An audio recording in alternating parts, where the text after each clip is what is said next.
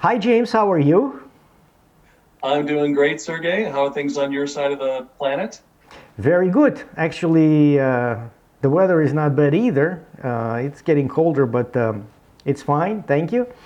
Oh, I good. want to introduce you to our viewers. James is an expert on email marketing for car dealers. He's the owner of one of the leading providers of email marketing services, company called Dealer EFX.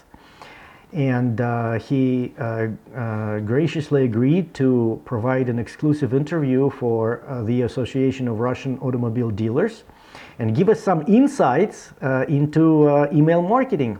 Thank you, James. We appreciate your effort. Oh, well, thank you so much for inviting me, Sergey.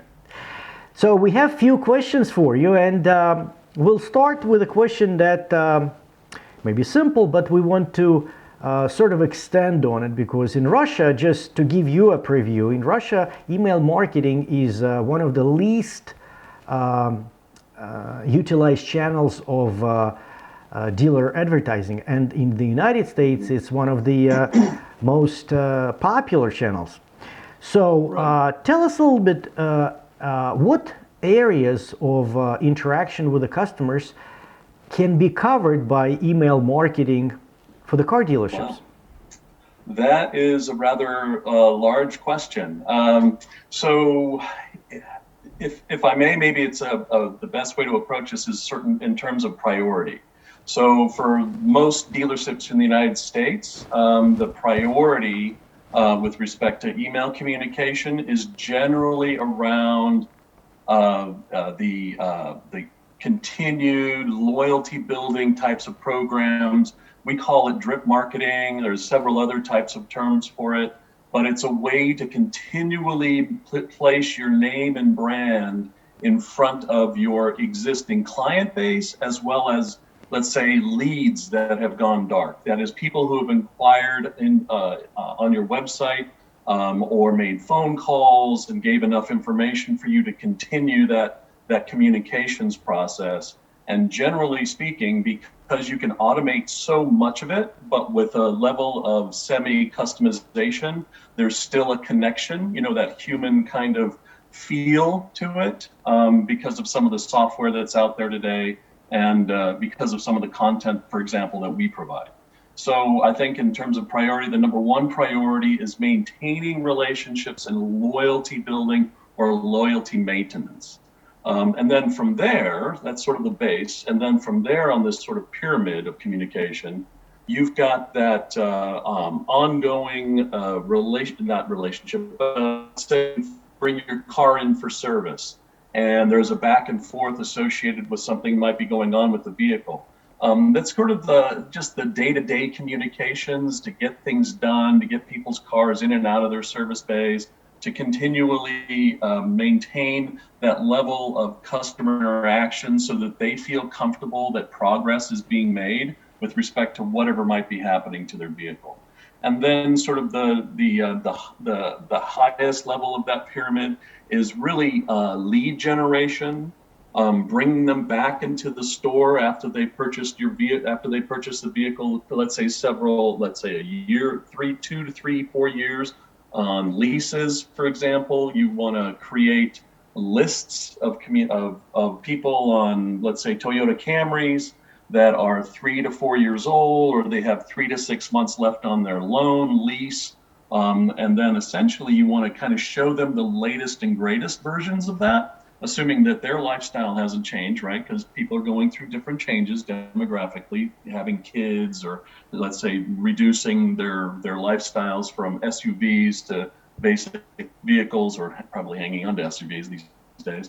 But the point is, you want to expand your opportunities by using your existing database of contacts and people that you've done business with in the past, and drag them back into, or at least bring your brand to the forefront of their discussion when they're thinking, honey, we've had our Toyota Camry now for about 4 years. I think it's time for a new vehicle.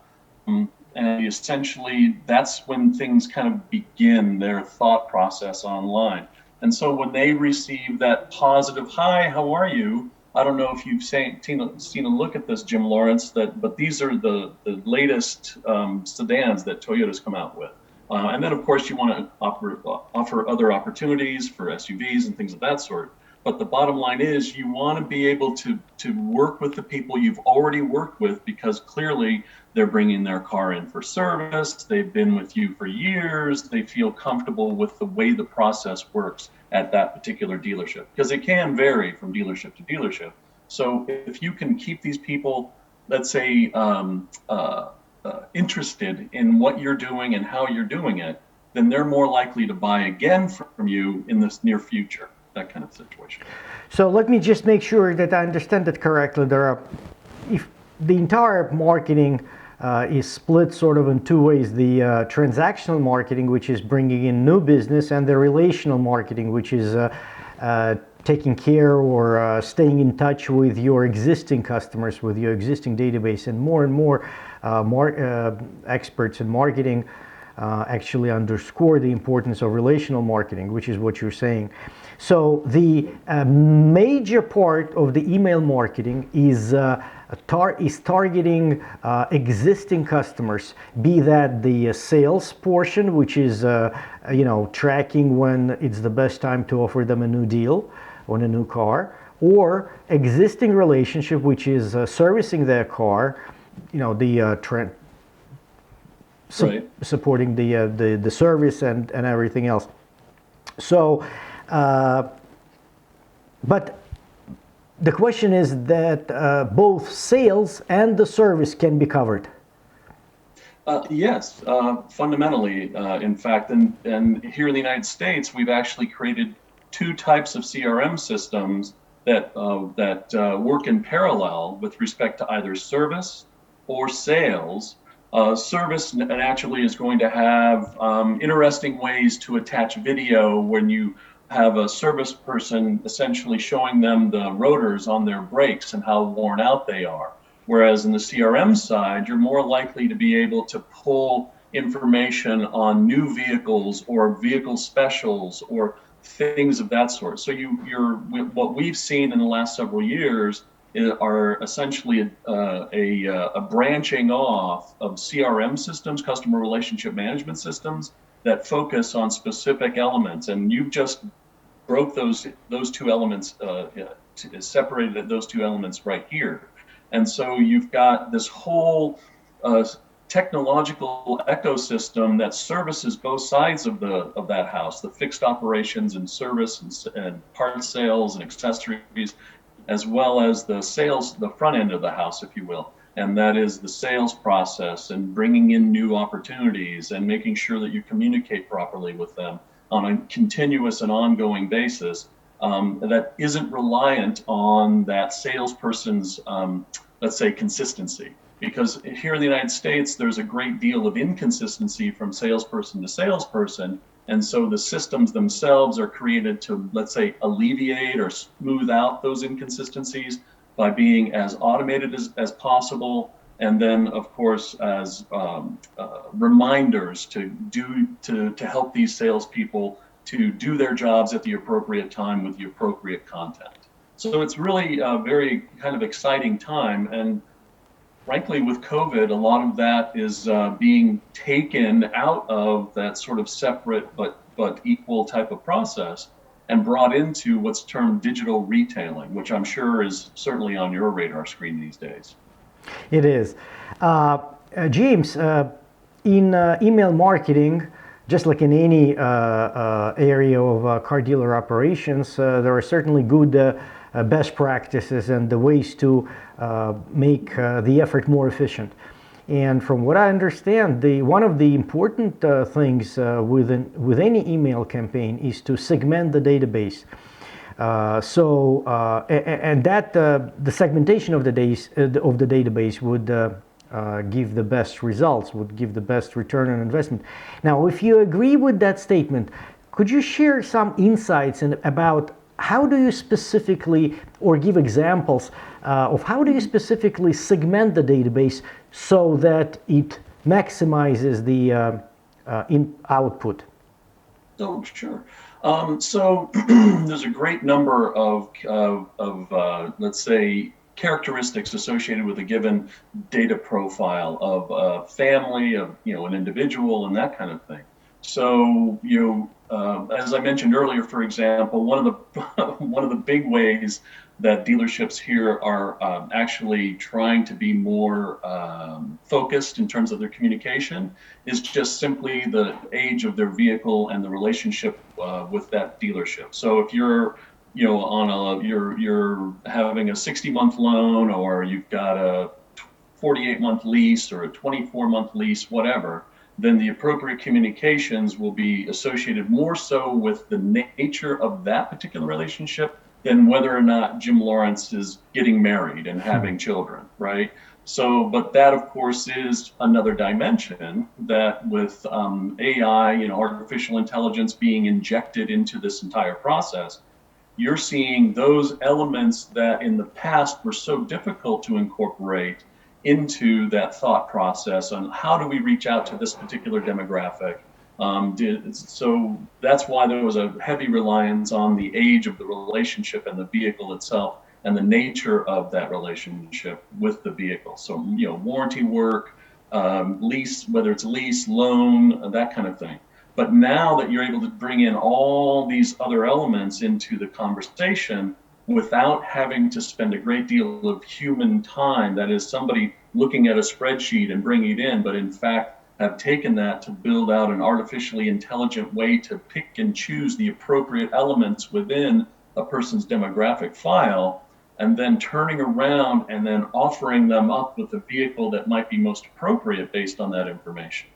So remember, when we're talking about the Toyota Camry, well, let's just assume that that's now, I'm married, I've got a kid on the way, it might be time for a minivan or an SUV of some sort. So those types of demographics, those things that they're able to bring into the conversation, then begin to guide the actual communications that are being sent out. And it is somewhat uncanny. In fact, we were working with a startup called Connects Auto some time ago, where essentially they were doing tracking of people and what they were clicking on. So they were taking click data and saying, oh, he's looking at a Ford F-150. And then they would send them through a variety of other databases. They were able to get the email address associated with this person. Frankly, it was a little uncanny to have it pop up and say, hey, we've got this special on a Ford F-150 we think you'd love, mainly because you've been looking at it. It's almost like it's reading your mind. So there are so many innovations going on and so much information available now that you really do need a way to parse it all, reassemble it, and then essentially target your communications to the nature of what that data means for that individual. So it's, I guess the term, you probably heard this before, is called mass customization. And so with the technology and the ability to take all of those elements, you can truly bring it to Jim Lawrence's attention, something that frankly he didn't know he may necessarily have needed, right? I mean, they might have learned the birthday somehow, or something along those lines where he had his second or third child. And then suddenly you take that data and yeah, it's definitely time for a minivan, right?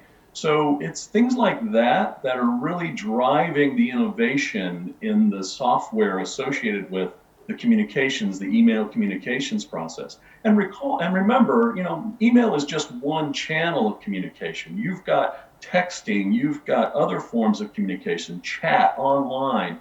All of these things need to be working in concert to create a kind of symphony of communication that are relevant and important and present your brand in the best possible light, because you're competing with a bunch of other dealerships. At least here, you have essentially um, mini markets where you've been assigned a given region, and the point is you've got somebody bouncing into your region because people are now looking through the internet everywhere for that Ford F-150 or that Toyota Camry. So you've really got to be able to take all of this disparate information, all of these multiple communications channels, email being one of the favorite, I mean, well in excess of 75% plus, because people don't like to have to look at their phone, even though they're 90% of the time they're willing to take a look at it. And then suddenly, if you're not getting permission to do that, you're never going to chat with them again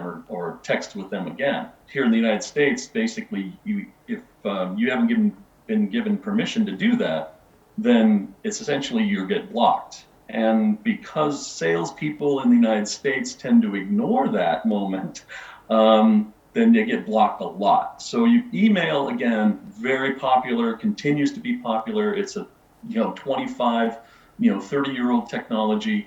And it's still the primary focus of, well, dealerships in general, but their marketing partners across the board. So so I'd say that that's kind of what you're facing is this plethora of opportunities, but you're going to need to take a look at the technology to bring them all together in a cohesive communication strategy.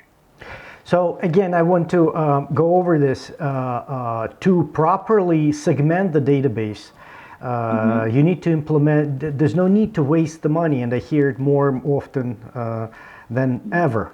The tools like artificial intelligence, machine learning can be used to put in certain algorithm, be that the end of the warranty, the regular maintenance, the end of the lease, or whatever may work for the specific type of the campaign, to segment the database. Once this segmentation is done, then it can be turned over into the email marketing campaign. Now, it's actually interesting that you said that, even though your cup of tea is email marketing campaign, that's how you make your living, you still honestly said that this has to work in symphony with other tools like SMS campaigns or phone calls or some other forms of advertising, but all together as a whole, that's what makes an effective marketing campaign.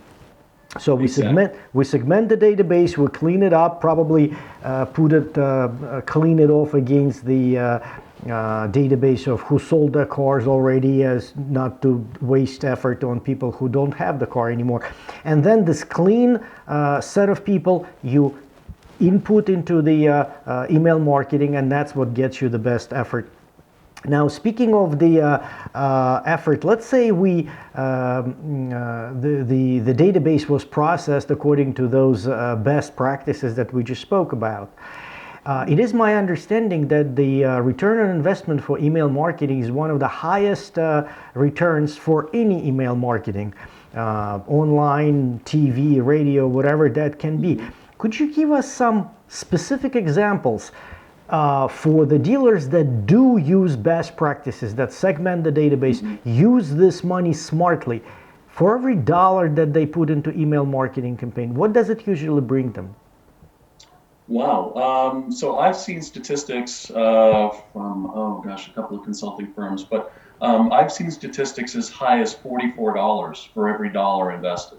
So, and certainly that would be an incredibly extreme best practice, because here in the United States, dealerships deal with a lot of like human generated inefficiencies, and let's say not all the data is gathered when they speak with a potential client, so that might be missing. So there's still some friction associated with that. But from our experience, that is Dealer FX's experience, when a dealer has committed to presenting their brand in every email response and every email communication that they send out versus what has been in the past a text-based email that I wrote an article just before COVID where essentially I took an email blast from 1978, 1978, or no, something along those lines, to a modern email response from a dealership just last year or 2 years ago. And when you compare them from 1978 to 2019, they are eerily similar. So there's a lot of things that need to happen here in the United States to enhance and present your brand, the vehicle in question, the information they requested, because there's so much, as I mentioned earlier, friction associated with salespeople missing the opportunity, for example, to answer a question about lease opportunities, or to answer a question about my car has a slight dent. Will that impact it? Right? They're going to ask. That is your average opportunity or person out there looking for a vehicle is going to ask a number of questions. And right now, I can tell you over 70% of the responses going out from the dealerships that we've mystery shopped don't answer the basic question that's been inserted into the form that they have offered on their website. So there's a lot of elements of friction in the email marketing process that we try to address by making everything year, make, model specific. We have multiple types of responses based on the context of the conversation. We help them advertise elements that are already sitting on their website within the templates themselves, the email response templates that reside within their CRM system. And we manage all of that content for them so that they can, at the end of the day, not have to rely on that salesperson to do, frankly, 100% of their job instead of 60% of it. So we help kind of alleviate a lot of those gaps that the human element in the sales process create. And to be clear, because we do that, you're having higher response rates. The percentages go from 2-3% to 5-7, and we think of the growth there. That means that from the 100 or so leads that come into your store, you get 3 to 5 responses that suddenly turn into 7 responses. Then you're about to increase the opportunities by a factor of 100%, right? So the opportunities to sell that vehicle and communicate further with that individual prospect is something that's fundamental. It's all about driving the numbers. And if you can drive the numbers up even by a few percentage points in terms of responses, suddenly you've got a whole new universe, a whole expanded universe of opportunities because you've committed to specific communication that's meaningful to that prospect. Because right now, a lot of it, and I can say this without equivocation, over 70% of it aren't even answering the questions that are included in the form that they're filling out for this dealership. So lots of elements to it, but percentage-wise, you can see huge returns, at least on a percentage basis, with respect to mass customization and to better present your brand and information in a manner that's truly attractive to that individual, because you're answering questions and presenting the vehicle in question that they're looking for, without them asking, hey, please, let me see more. Let me see more. It's all there waiting for you. So in answer to your question, the bigger question is, a lot of those percentages that you see out in the marketplace for email have to do with that ongoing loyalty piece. We are trying to connect the dots between that initial communication that goes out to someone interested in a Ford F-150 all the way back into the ongoing maintenance of that relationship once they've purchased that F-150. And the percentages, like when you commit to that and you as a dealership support your salespeople and give them the tools they need, that's why you're seeing a great bump in productivity. You have the same number of salespeople at the dealership, expanding the sales process, making their productivity that much higher. It's a virtuous circle that continues to add value as you continue to expand and make sure that mass customization effort is consistent across all of your dealerships and all of your salespeople. So this actually goes back to the previous question that we were talking about, splitting your database into the segments, segmenting your database using best practices, and all that can double the response from 2 to 3%. It can go up to 5 to 7%, maybe even more. And as you mentioned that you took a sort of a snapshot or compared some dealers send the email with all those, with the same approach it was done 20, 30 years ago, I will respectfully question the 1978. I'm not sure that in 1978, as you said, there was a mail. I'm not sure. From, I don't know if you remember Digital Equipment Corporation here in the United States, but it was the first back those email days. blast from the old days of selling, in that case, I think super minis, mini supercomputers. It was like the mid-range between, crazy high-end supercomputers and the low-end stuff that, that I guess you had, basically doing writing, real basic types of computing. So yeah, but that was the first time an email blast was sent out. And like I said, eerily similar to something 20, 30 odd years later. It is, I'll send you the article and let you take a look at it. I would be very curious to see it, but I do believe you, and I'm absolutely sure that there are some people that are using 20, 30, or maybe even 40-year-old approach. And that certainly kills the return on investment. But I want to mention the figure that you have voiced out, that you heard that, and that may be an extreme case, that the return on investment can be as high as $44 per every dollar invested. So I'm sorry, that came from McKinsey and Company, which is a big consulting firm here in the United States and globally, actually. So I'm not sure if that rings a bell. Oh, McKinsey, I know, they're very respectable consulting company. I actually use them for some of my publications. Oh, no but kidding. even if we divide that in half, and if we say $22, it's still for every dollar that you put in. Now, we got to make sure that we add that smartly. We can make $20. So, and that's the key. Now, I'm familiar with the email pieces that your company provides. They can sort of recreate the sense or the aura of the website of the dealership. Some of them recreate the templates of the auto manufacturer, OEM, color codes and types of vehicles.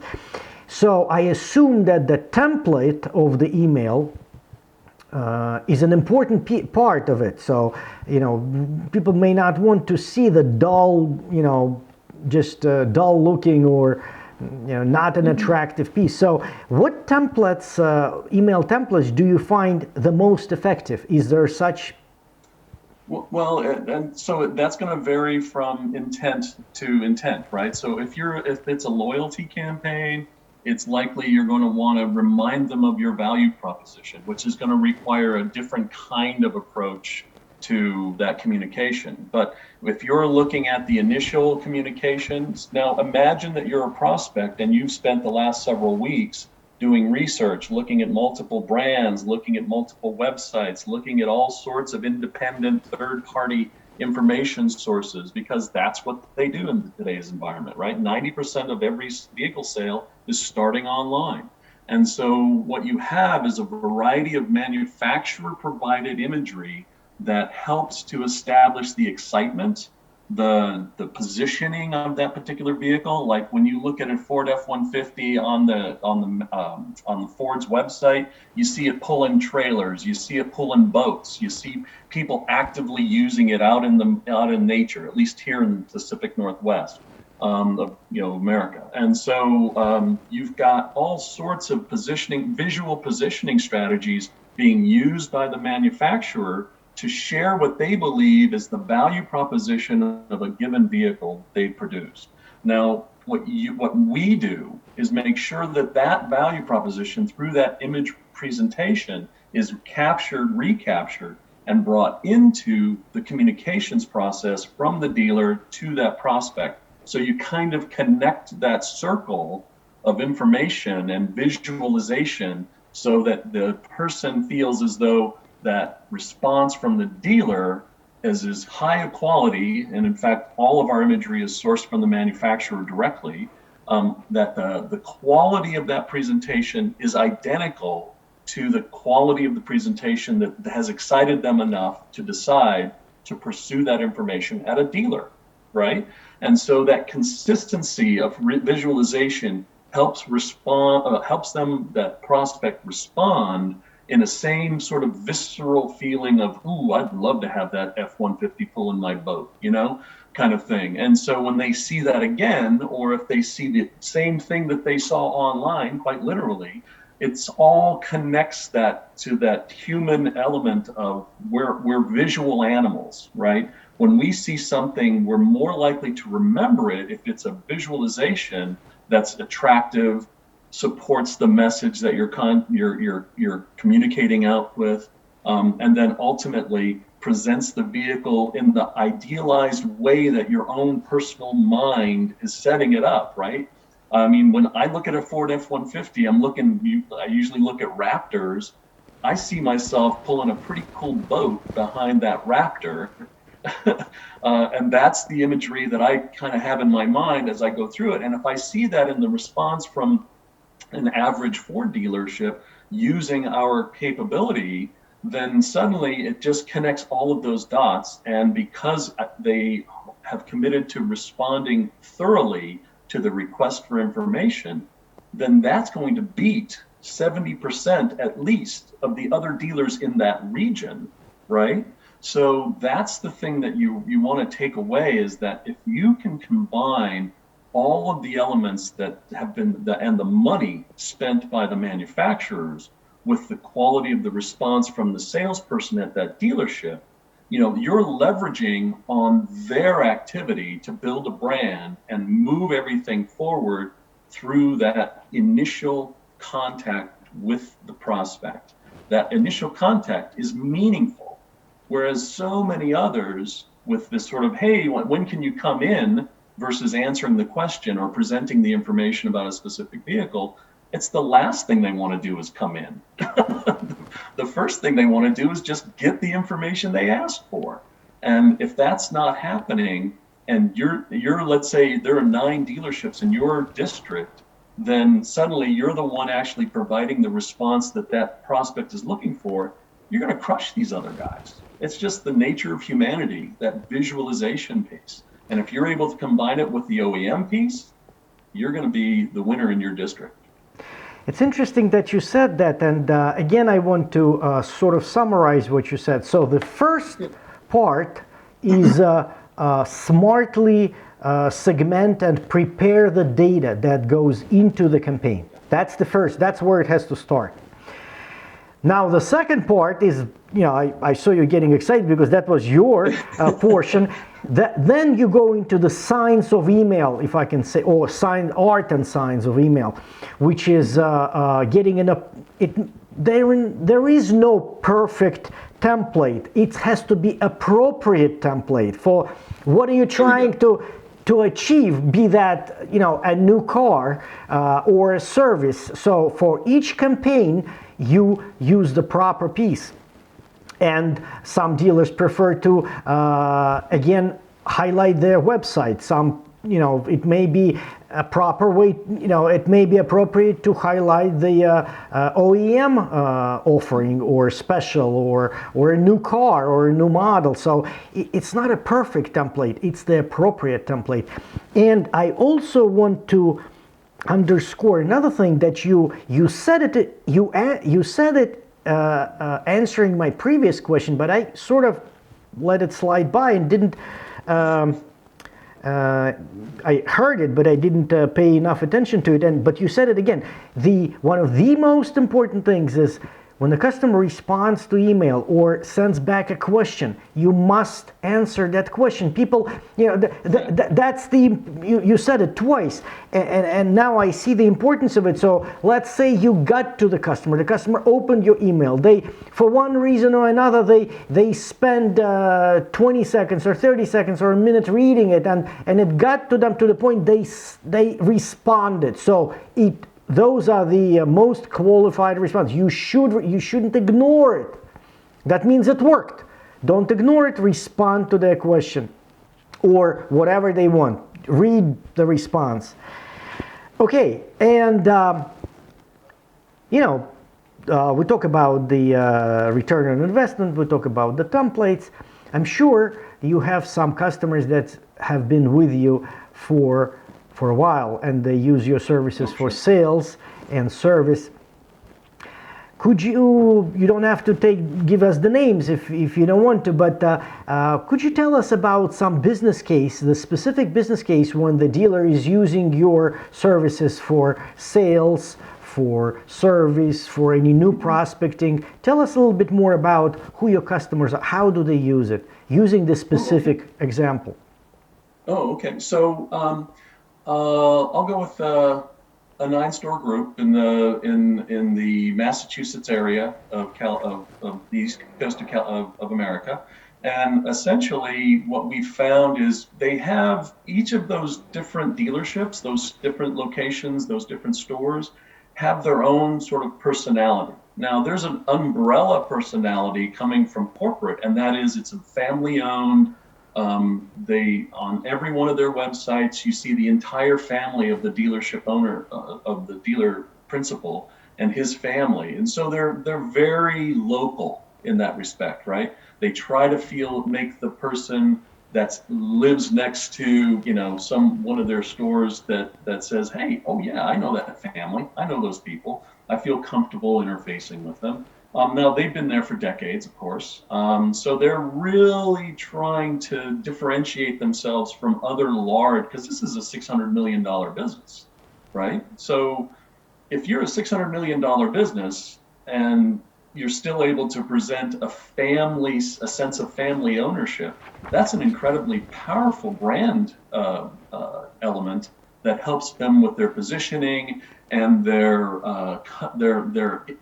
community-facing communications, right? The way that they express themselves into their community is one where, hey, we are a part of our community and we want you to feel a part of our family, right? That's a very powerful message for these folks.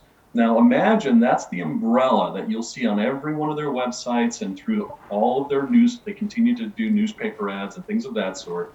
Now, what they do on an individual dealership basis is actually very significant. It's not inconsistent, it's just different, right? They have different priorities at each dealership. So what you'll find is that they'll take our content, for example, and they all use it for the lead response. So when an email or when a lead form comes in, they'll respond to all of that. But what we're finding is that some dealers, because of their brand, like Nissan, for example, they'll actually take our templates, kind of do some not AI-based, but human-based database massaging, and come up with a list of people that have a variety, and most of those again goes back to the when their lease or loan is coming up or things of that sort. Or simply they've got a whole array of Nissan Sentras that really need to go. So they'll take our template, re-edit it, and make sure that the message is hey, come on down. We've got 30 Sentras waiting to go. So they use our templates that were originally designed for that initial response to the incoming lead as a way to generate new business based on the nature of the inventory that they have on the lot.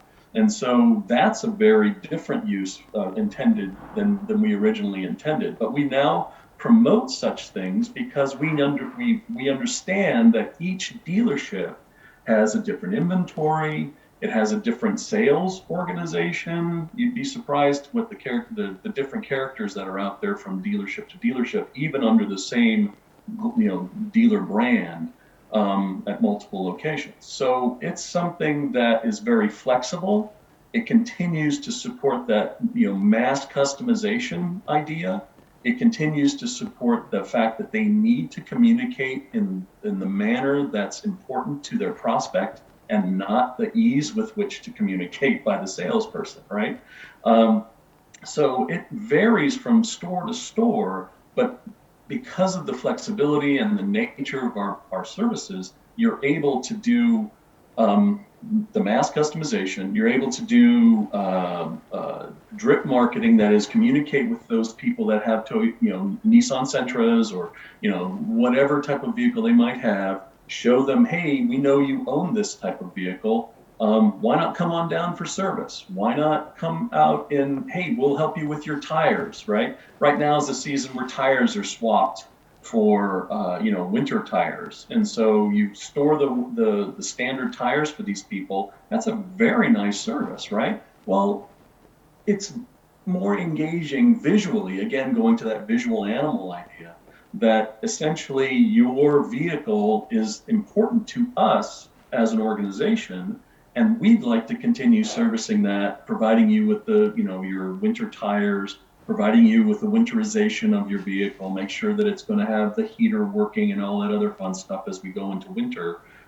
It's those types of things that allow the ongoing communication, but at the same time, you're still mass customizing it and making it easy for that salesperson to continue to communicate with their people and prospects, and the maintenance of that relationship, where, in 4 years, 3 or 4 years, maybe a bit more, maybe a bit less, they want to come in for a new vehicle. And that is what creates highly profitable organizations in a very competitive marketplace, right?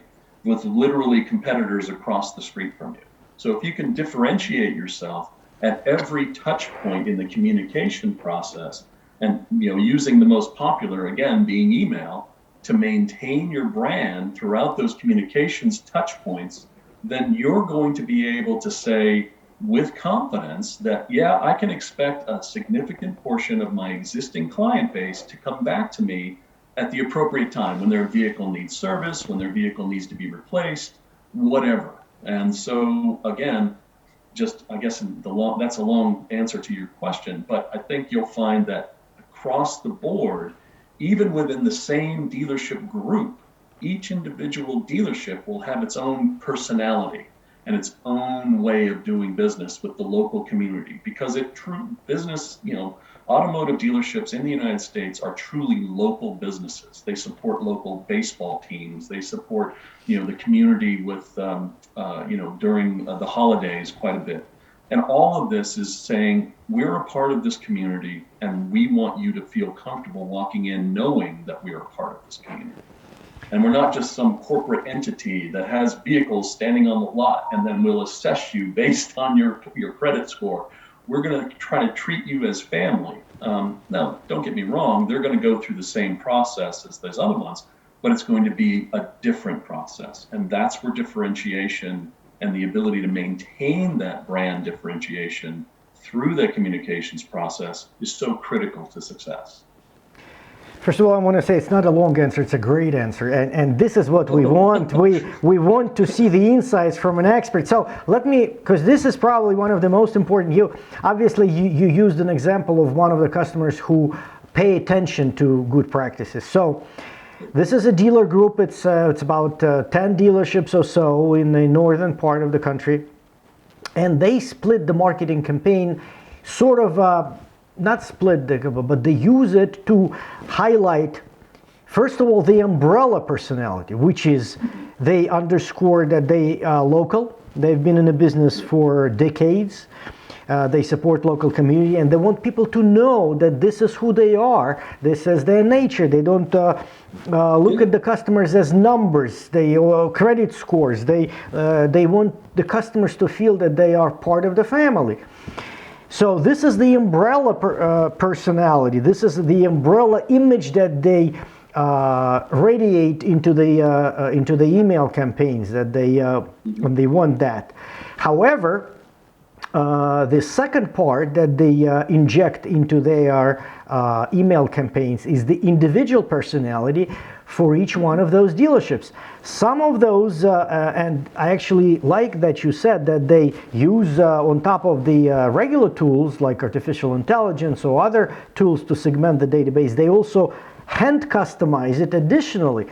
So the individual personality can go along with a brand related specials, and this can go along with this can be based on a communication matter that they want the customer to see, and and they communicate in a manner that is important to the customer, not how it is convenient for the salesperson. So they don't look for the easy ways. They look to provide the best experience for their customers.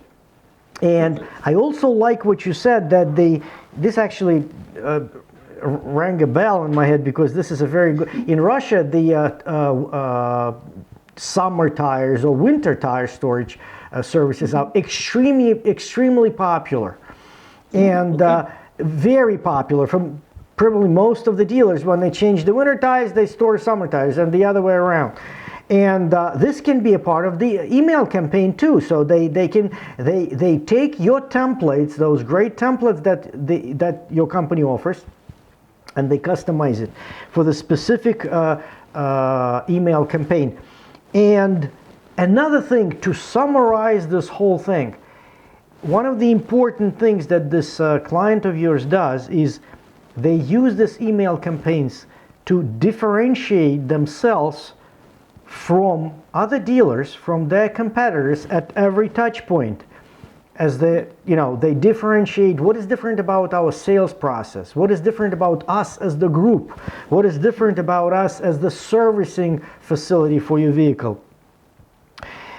And that's a very, very interesting information. It's very important. And these are altogether what we spoke about are those tools that make those email campaigns effective for car dealers.